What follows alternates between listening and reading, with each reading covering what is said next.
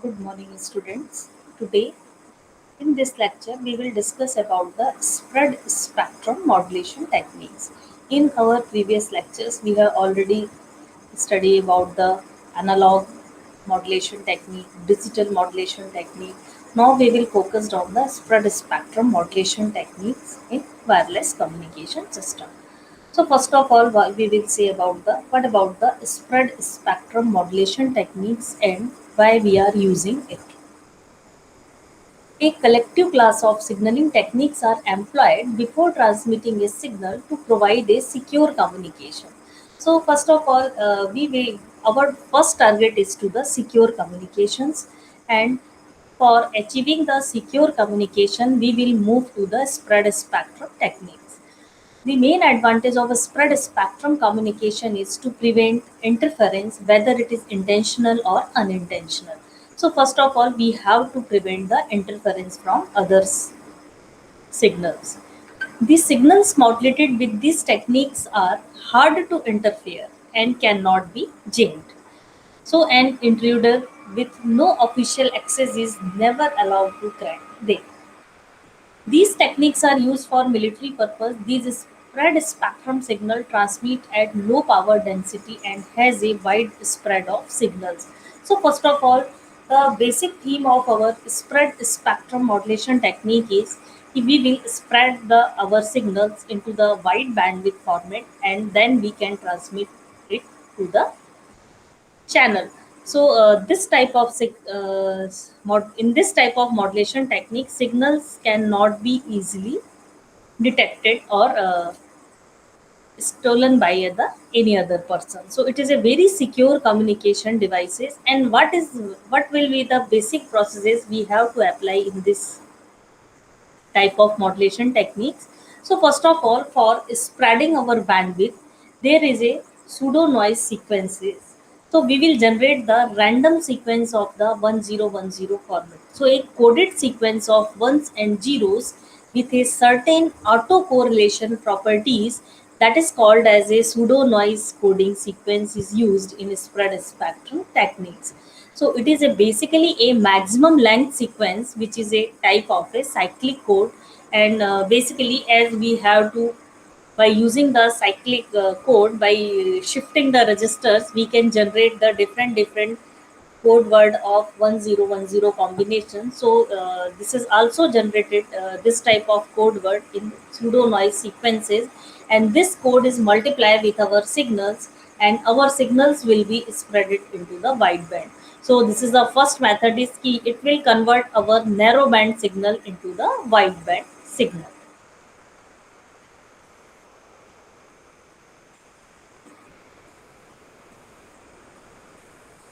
So if we are talking about the narrow band and spread spectrum, as we have to already, both the narrow band and spread spectrum signals can be easily understand by observing the frequency spectrum.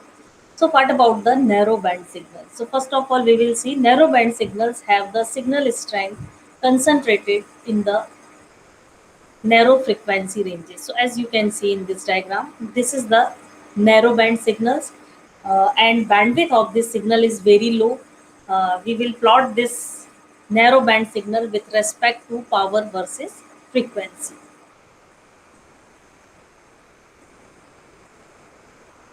Following are some of its features. So what is the basic features of our narrow band signal? Band of signals occupy a very narrow range of frequencies. Power density is very high, spread of energy is low and concentrated. So if you are talking about the narrow band signal, since energy are not spreaded, so it is very concentrated format, and the features are good. These signals are prone to the interference.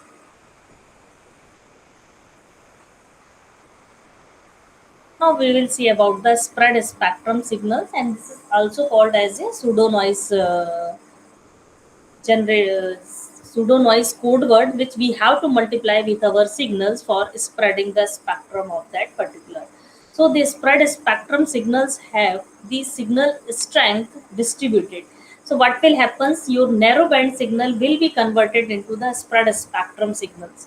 So you can see that that particular signals have a narrow band, and in this diagram we will see that bandwidth of signals will be very wide. And what about the energy concentration? So energy is distributed into the wide band area, so concentration of energy is also very low, means power density is also less in this type of signals. So we have to see the what about the basic features. So band of signals occupy a wide range of frequencies. Power density is very low. Energy is spread into the wide area. So with these features, the spread spectrum signals are highly resistant to interference or jamming. Since multiple users can share the same spectrum bandwidth without interfering with one another. So this is also called as a multiple access technique. So this is also used in spread spectrum technique. It is also a multiple access technique, and many users can occupy the same bandwidth for transmission purpose.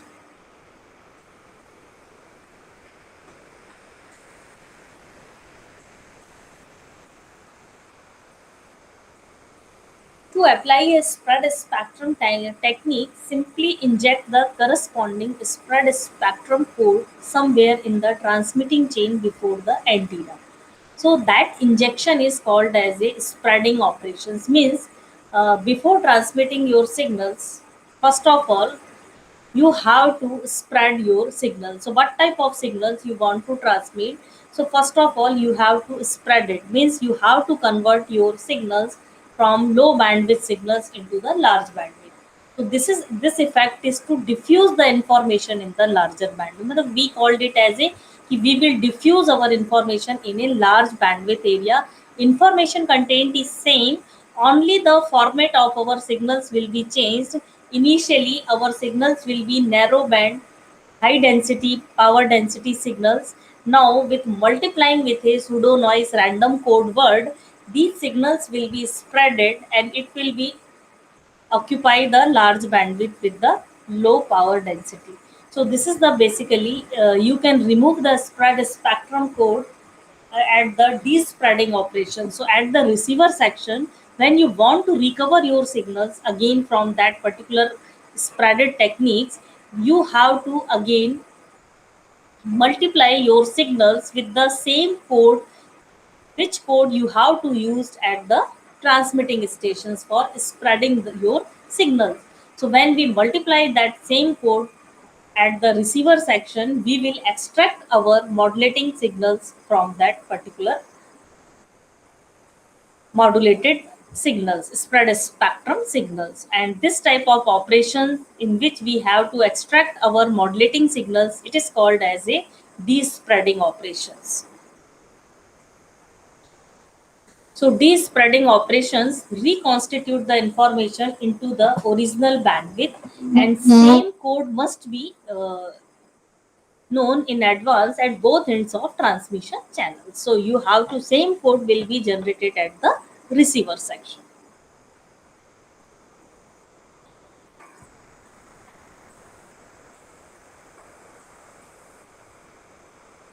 Now we will see here the basic diagram of our spread spectrum technique. So we can see here this is the data input, this is the transmission chain, means all types of process is been performed before transmission. We have to done the modulation, and there is a spread spectrum code. So first of all what you have to done, what type of signals you want to transmit, that signals will be despreaded, okay, in the transmission channel. So before modulation, our signal will be spreaded into the larger bandwidth, and after then modulation technique will be performed, and then radio frequency signals will be transmitted to the atmospheric channel. There is a RF link, and at the receiver section there is again a antenna. That particular modulated signals will be received, and this is a received chain. So again you have to multiply that code what you have to use in the transmitter section. So same spread spectrum code will be multiplied, and we will receive our data at the terminal. So this is a basic communication process which we have to perform in our spread spectrum technology. So now we will see what about the bandwidth effects of spreading operations. Spread spectrum modulation is applied on the top of a conventional modulation such as BPSK or direct conversion, and one can demonstrate that all other signals not receiving the spread spectrum code will remain as they are, that is unspreaded. So what will happen once you have to spread it? So this task is only done for transmitting our signals without any interference and increase the security features of our modulated signals. So by spreading our signals to the broadband, these signals will be more securely reaches to the receiver stations, and at that particular receiver stations we will use that code for again recall that particular modulating signals. So you can see here what type of bandwidth effects you can they. So spreading operation spreads the signal energy. Okay, so you have to, this is the energy, this is the data input, this is the signal, and spreading and modulation operation. So you have to done the, you have to spread these signals, and modulations will be done at the transmitter section. So what will happens, this type of signals can be spreaded into the this type means here is the bandwidth of signals and this one is the bandwidth of signals. So we will increase the bandwidth of signals and energy level will be low. So due to this low energy level, these signals will be much more secure when we transmit it to the atmosphere. So this is the spreading part.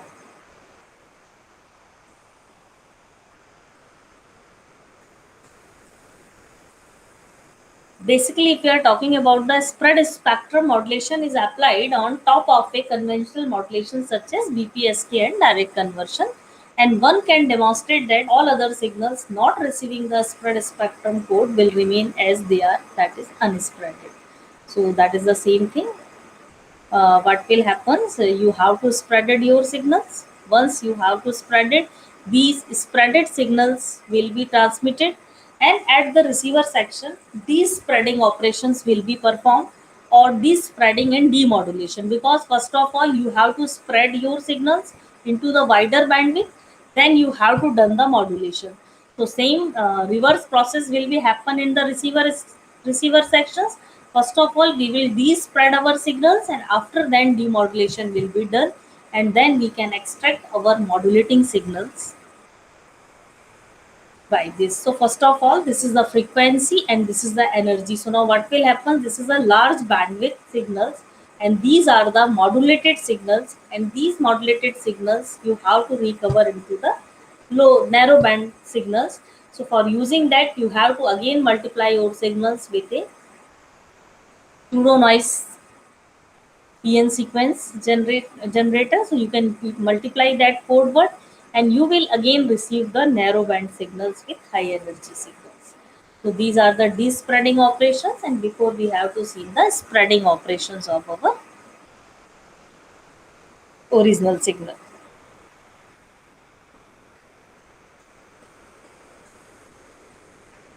So here spread spectrum demodulation has been made on top of the normal demodulation operation. So one can also demonstrate that signals such as interfere or jammer added during the transmission will be spread during the despreading operation. So that is the same thing.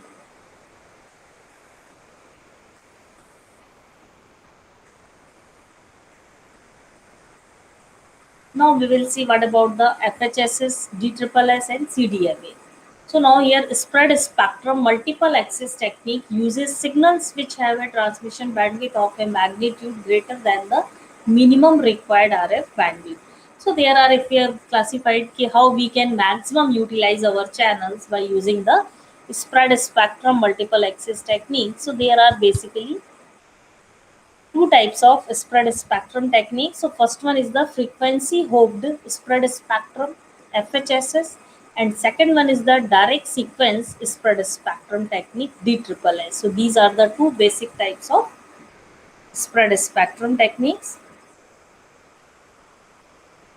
Now we will see waste of bandwidth due to spreading is offset by multiple users. So that is basically you can easily see that when you transmit your signal, so there is a large requirement of bandwidth for transmission of your signal. So that is a basically wastage of bandwidth in this type of transmission. So we will see that spreading results directly in the use of a wider frequency band by a factor, so that corresponds exactly to the processing gain.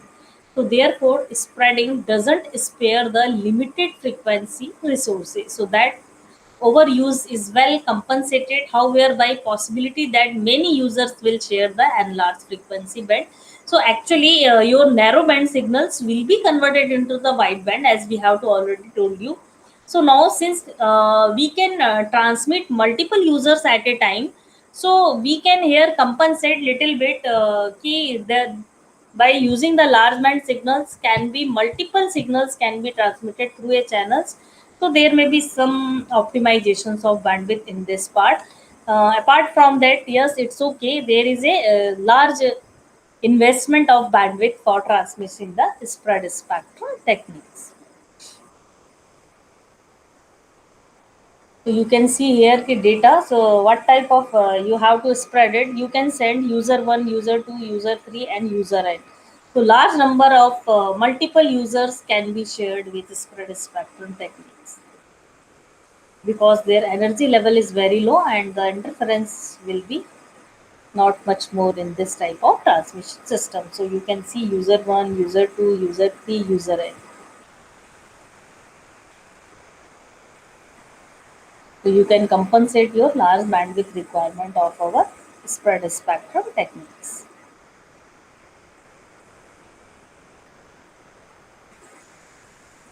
Now spread spectrum is a wide band. So basically in contrast to the regular narrow band technology, the spread spectrum technique is a wide band technology, and we are also working on the wide band CDMA UMTS, for example, for wideband technology that requires a relatively large frequency bandwidth compared to the narrow band. So that is the basic bandwidth requirement is high. So basically, spread spectrum technique is a wide bandwidth technique. If you are talking about the benefits of a spread spectrum technique, so what about the benefits of our spread spectrum technique? So resistance to interference and anti-jamming effect. So basically it is the resistance to interference. So there are many benefits of using this technology, and it is resistance to interference is the most important. If you are transmitted so many signals at a time in your channels, so there is a less amount of interferences introduced. Intentional or unintentional interference and jamming signals are rejected because they don't contain the spread spectrum key. So without any key, they cannot handle the interference and jamming signals. Only the desired signal which has the key will be seen at the receiver when these spreading operations is exist. So you have to know the same key. So what about the role of key? Key means what type of spreading factors you are using at the transmitter section. Same factor you should to know at the receiver part.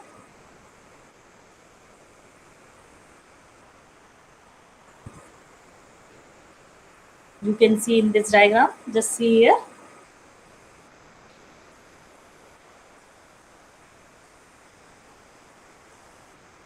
This is the data in, as we have to already shown spread spectrum code. You have to given the different codes, multiply with data input, and you will get the data spreaded data.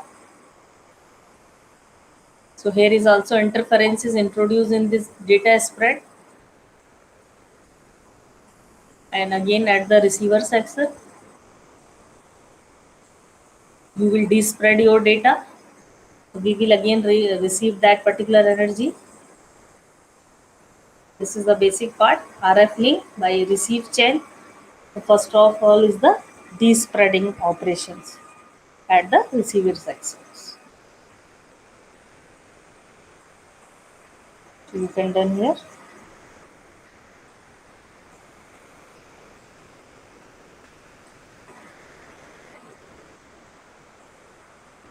Now you can practically ignore the interference, narrowband or wideband, if it does not include the key used in the despreading.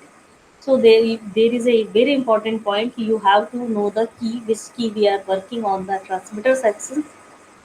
That must be known to the receiver part also. That rejection also applies to other spread spectrum signals that don't have the right key. So there may be the reasons the rejection apply to the spread spectrum signals if they have not right key, and this is very important that you have to know the same code word which we have to multiply with the transmitter sections for spreading. Same code we have to use at the receiver sections for the spreading of our signals.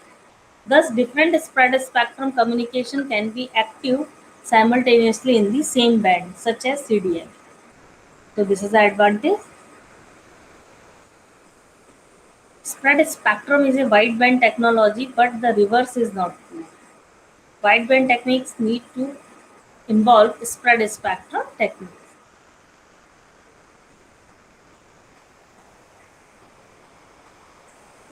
So, resistance to the interception. So, resistance to interception is the second advantage provided by the spread spectrum techniques. Non-authorized listeners don't have the key used to spread the original signal, so that listeners cannot be decoded. Without the right key, spread spectrum signals appear as the noise, okay, as an interfere. So what will happen? You have to know the right key for receiving that signal.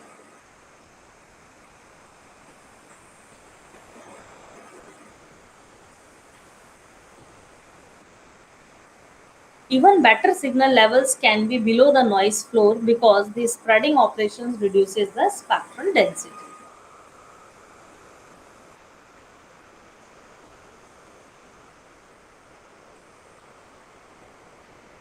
Total energy is the same, but it is widely spread in frequency. The message is thus made invisible, an effect that is particularly strong with the direct sequence spread spectrum technique. So basically, if we are talking about the total energy, but if you are talking about the total energy, so it will be de-spreaded in our ranges, frequency ranges. So message is thus made invisible. So you cannot easily detect the message part, and effect that is particularly strong with the direct. So that is a base effect which we have to observe in our spread spectrum technology, and other receivers cannot see the transmissions. They only register a slight increase in the overall noise level.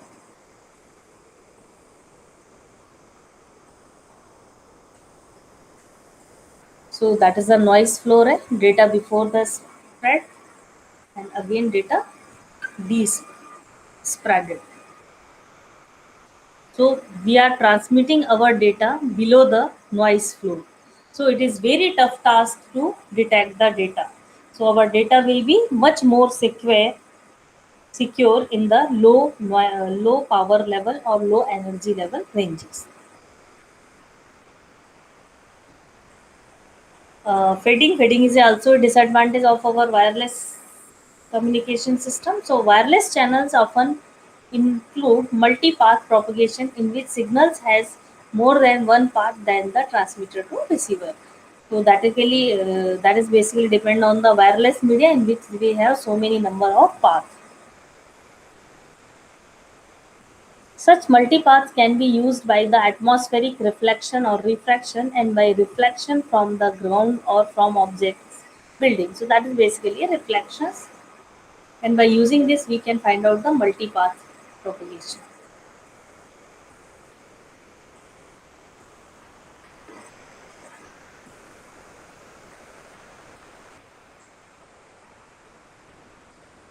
So we can see here reflections from buildings. You can see your signals will be transmitted directly or after the reflections from the ground. Reflected path R can interfere with the direct path D in a phenomena called the fading. So that is basically a reflected path can interfere with the direct path. So that is the reason of fading. These spreading process synchronized to signals, and signal R is rejected even though it contains the same key. So sometimes there is also a distortions. Methods are available to use the reflected path signals by de-spreading them and adding the extracted results to the main one.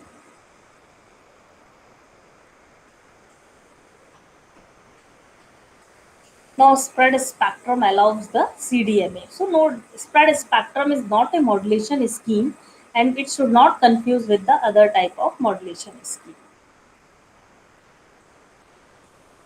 So, one can, for example, use spread spectrum techniques to transmit a signals modulated by FSK or BPSK. So, thanks to the coding basis, spread spectrum can also be used as another method for implementing multiple access techniques. So three main methods are available which we are using. FDMA, frequency division multiplexing, and now we will see what will happen in FDMA. So we have to also study previously what about the FDMA. So FDMA allocates a specific carrier frequency to a communication channels, and number of different users is limited to the number of slices in the frequency spectrum. And on the three methods for enabling multiple access, FDMA is least efficient in terms of frequency band. So that is the FDMA. Methods of FDMA access include the radio broadcasting, TV, AMPS, and tetrapole. So these are the different devices in which we are working on the based on FDMA system. So we can see here there are a frequency bands, and we are working on the user one allotted a FC1, FC2, FC3, and FCN. We have divided our whole complete bandwidth into the subsystems, and these subsystem will be allotted to the every users.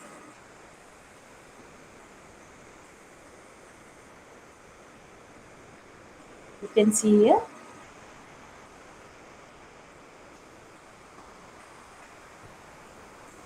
TDMA, time division multiple access. So with TDMA, the different users speak and listen to each other according to the defined allocation of time. So if you are talking about the TDMA system, so different users. So that is basically complete time period is divided into the different slots, and that particular slots our transmitter sections will transmit their data. So different communication channels can then be stabilized for a unique carrier frequency. So that is basically work on. So for example of TDMAR, GSM, DECT, Tetra, and IS136, we are working in this area by using the TDMA system. You can see here there is a time slot. What about the time slot? Time slot is particular time period. Suppose you have to given the 10 microsecond to the channel, and there are so many users, so you have to allow all users at a time. So user 1, user 2, user 3, dash user, and so all users will access the time slot. If they are not from another, again there is time slot, and you have to again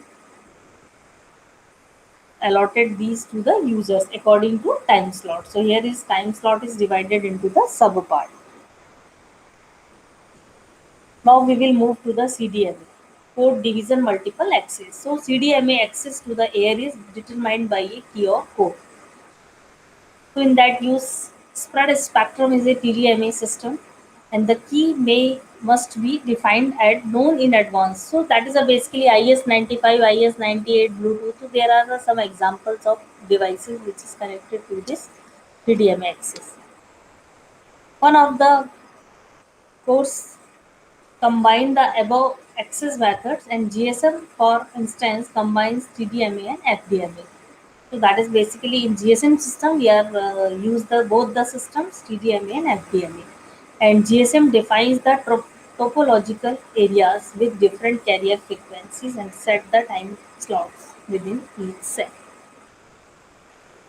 So you can see here the CDMA system access same frequency band with unique keys or codes. So there are frequency band is same, but each signals, what type of signals you want to transmit is multiplied with a different code words. So these are the different code words, and all these data are transmitted to the same frequency band.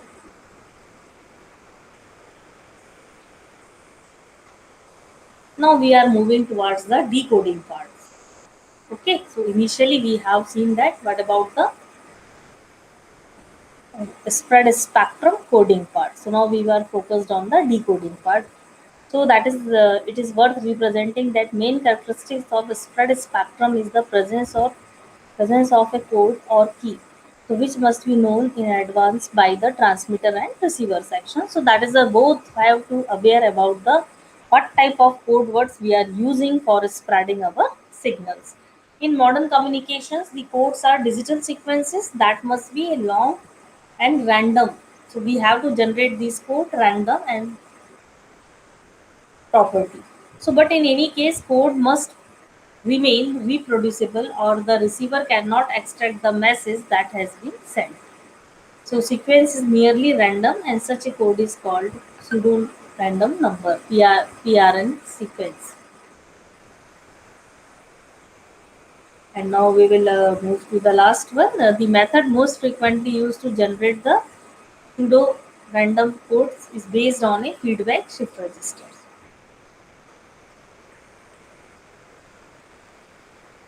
One example of PRN is shown in figure, and the shift registers contain 8 data flip-flops. Here we can also use 8 data flip-flop, and it is used also for storing purpose. At the rising age of clock, the contents of the shift registers are shifted to one by one, and data clocked in depends on the contents feedback from 8 and 7. So the PRN is read out from FF8. The contents of the FF are reset at the beginning of each sequence. So that is a basically demodulation part.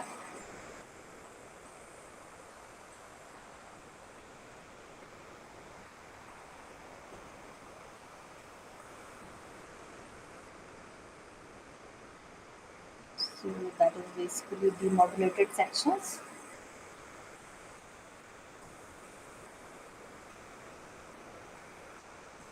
To guarantee the efficient spread spectrum communication, the PRN sequences must respect certain rules such as length autocorrelations, cross correlation, and orthogonality. The more popular PRN sequences have names Barker, M sequence, Gold. So that is basically kept in mind that more complex sequence set provides a more robust spread spectrum links. But there is a cost to this, so more complex electronics both in spread spectrum and behavior mainly for spread spectrum spreading operations. So that is the basic reasons. Cost about the purely digital spread spectrum chips can contain more than several millions of 2 and 1. Now we are working on the different modulation spreading techniques for spread spectrum. The different spread spectrum techniques are distinguished according to the point in which at which PRN is inserted in communication channel. So this is very basically illustrated in the RF. So it is more depend what type of system you are opting PN inserted in the communication channels. So this is the basic fact how you can spread your signals.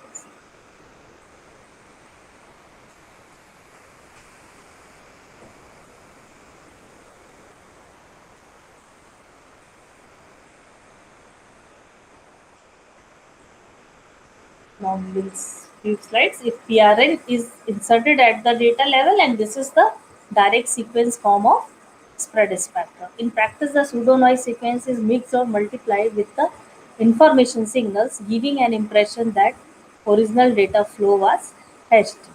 If the PRN acts at the carrier frequency level, this is the frequency hopping from the spread spectrum, and applied at the LO stage, FHSS PRN code is the carrier to change. If the PRN acts as a on off gate to the transmitter signal, that is a time hopping spread spectrum techniques. This is also known as chirp.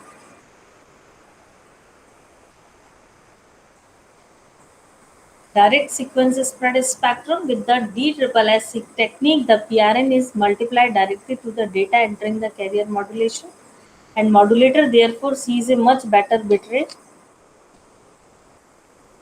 which correspond to the chip rate of the PRN sequence. And modulating an RF signal with such a code sequence, direct sequence modulated spread spectrum with the,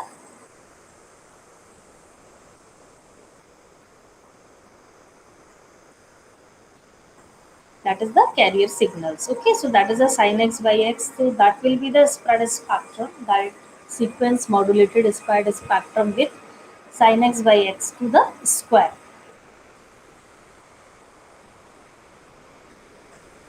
The main lobe of this spectrum has a bandwidth twice the clock rate of modulating code, and side lobe have null to null bandwidth. So figure is the most common type of direct sequence modulated spread spectrum signals, and direct sequence spectra vary somewhat in spectral shape depending on the actual carrier and data modulation used. And below is a binary PSK signals, which is the most common modulation type used in here. Now we will little bit see the frequency hopping spread spectrum technique. So FHSS methods does exactly what its name implies.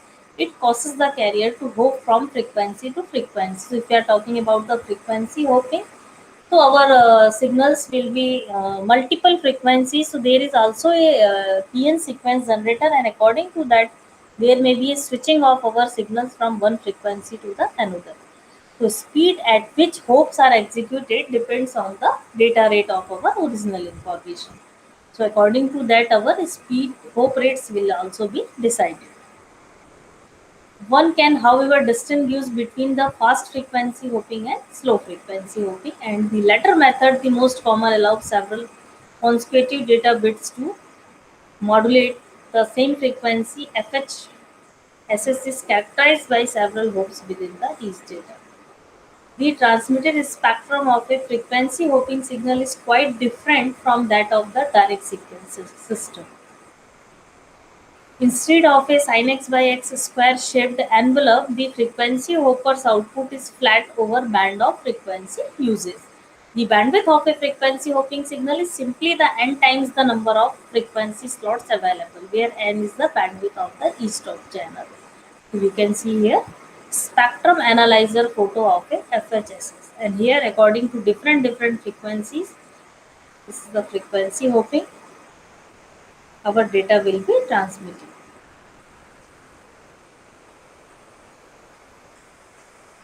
That is the implementation and conclusion. So if we are talking about the complete spread spectrum communication link requires the various advanced and up to date technologies.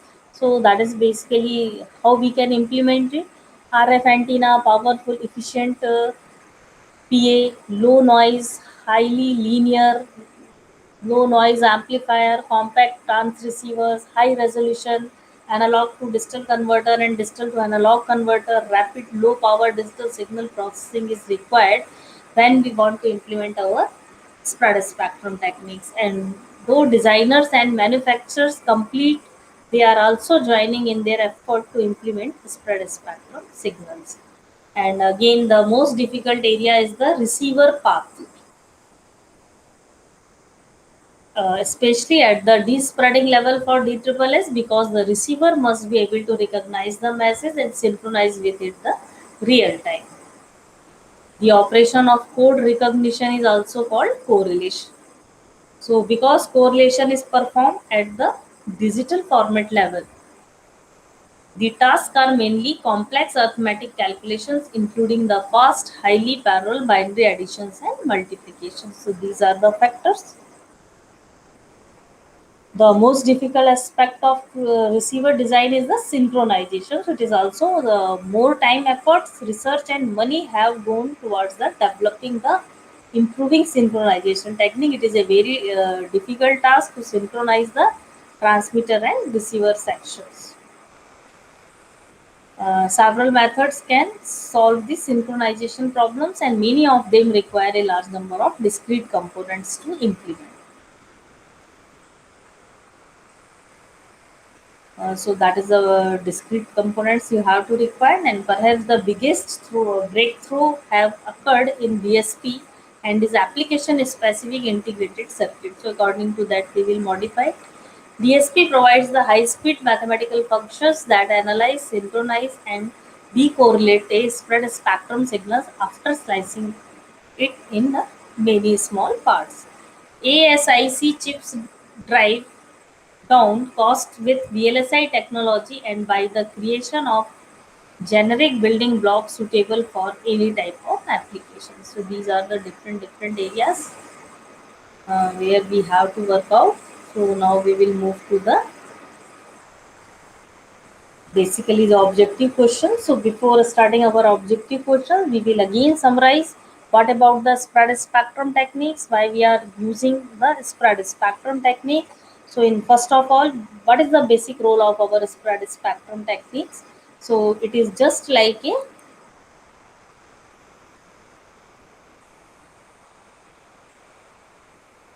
so we can see here what is the basic purpose.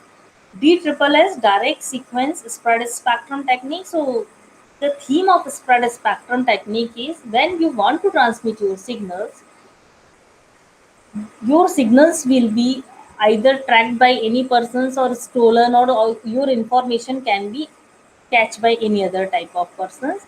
So first of all, to improve the security and avoid your signals maybe interfere with the other signals, what you have to done, you will spread your signal. So what is the role of spread? You will increase the wideband, you will convert your narrowband signals into the wideband signals, and you will decrease your energy levels from high to low energy levels. And after converting your signals from high energy level to low energy level signals, then you can, after modulation, then you can easily transmit your signals to the channels. And these low wideband signals, we can use the multiple users, multiple signals can be transmitted through the same channel because these signals cannot interfere to each other. So by using this type of techniques, what we have to done, we can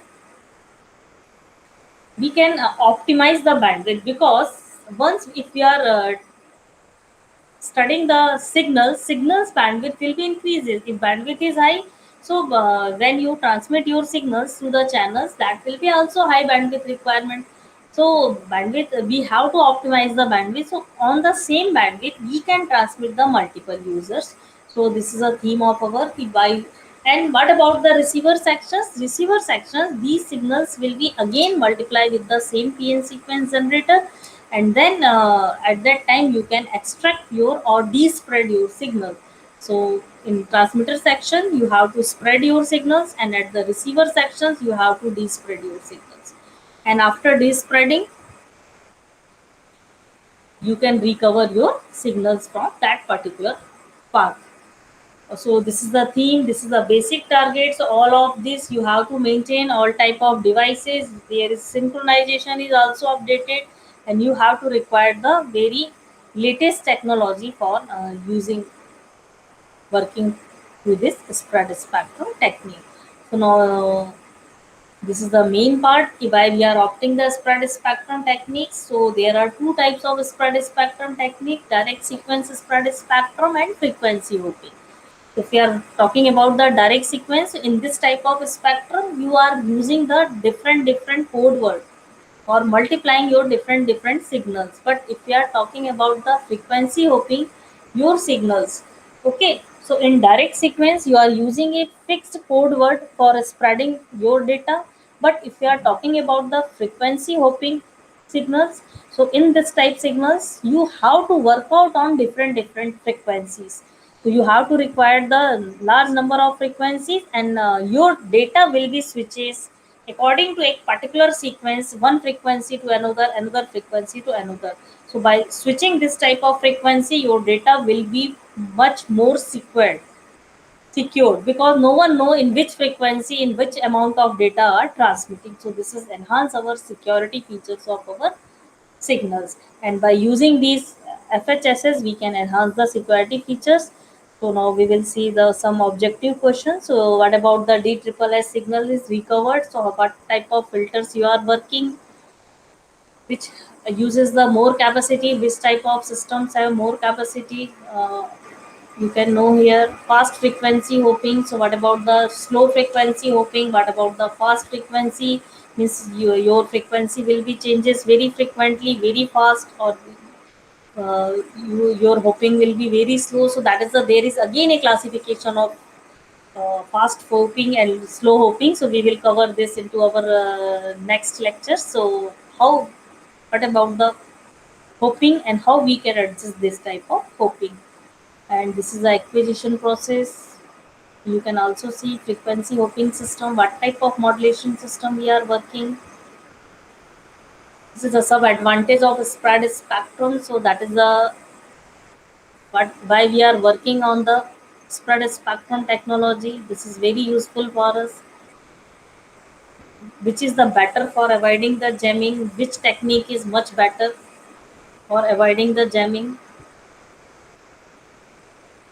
Which one is the most bandwidth efficient? So actually our spread spectrum technique is not a much more bandwidth efficient technique, but we can see here that apart from that, if we are working on the DSSS, or if we are working on the frequency hopping, time hopping, apart from in these technique, which one is the more bandwidth efficient? Otherwise, if we are working on the spread spectrum technique, it is the bandwidth consuming technique. By sending the multiple user at a time, we can secure our bandwidth at. And again, which one is the more simpler to implement? Which type of implementation is much simple? Which is more suitable when large number of transmitters are used? So that is also a in this way we can see the how much type of techniques we are working. So I think it is good that why we are opting the spread spectrum technology. So okay, thank you.